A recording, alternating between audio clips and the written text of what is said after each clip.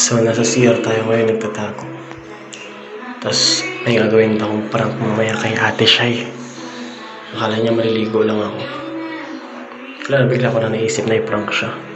Kasi, wala pa akong naisip na ibang video pwede gawin eh. Prank muna natin siya mamaya. And, makikita na natin kung anong klaseng prank gagawin ko sa kanya mamaya. And, antayin natin pagpunta ko sa prank mamaya. Ligo muna ako.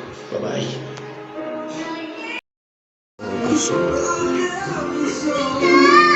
Baka nakita tayo. Naghuhugas siya. Ayun, naghuhugas siya. Mamaya.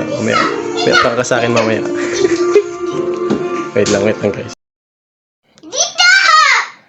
Teka lang, may sumusunod sa akin, hindi ako makapag-bihis eh. Ayun o. Ayaw ko lubayan kahit saan ako magpunta. Sunod ng sunod. Kahit mag-bihis ako. So mamaya, bihis lang ako. Tapos, it's prank time. Prank. Bihis muna tayo. Ay, mapakita ko muna sa inyo kung anong ginagamit ko sa aking... Kahit lang, dyan siya. So naputol yung video natin kasi bigla siyang pumasok sa kwarto. Lagyan mo tayo ng Rexona sa ating mabuting kilikili. Walang buhok. So Rexona, baka naman kunin niyo akong model. Mga model kaya to. Mga model yan. Yan tayo Rexona. Para di tayo mga may pawis kahit tayo'y pawis sa pawis. Para fresh na fresh pa rin kahit abutin ng gabi. Kasi 24 hours yung effect. 48 hours pala ang effect ng Rexona. Meron din tayong pabango sa Versace Eros. Ito pabango ko kasi ito yung gusto ko yung amoy mabango to eh.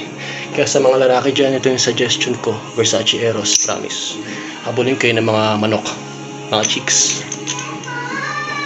Mga 5 spray lang. 1, 2, 3,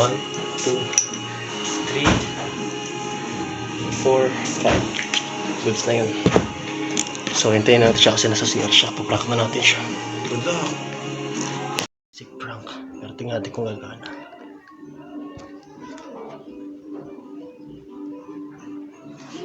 Oh, wait lang! Wait lang!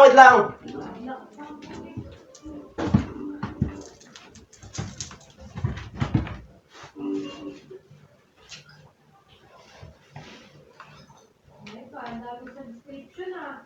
Baby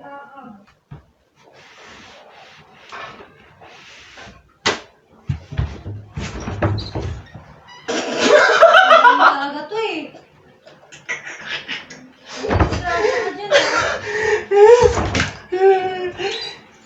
It's a prank! Ipaprank nga kita eh. Ano ba yan? Prank failed guys. Ulit na lang.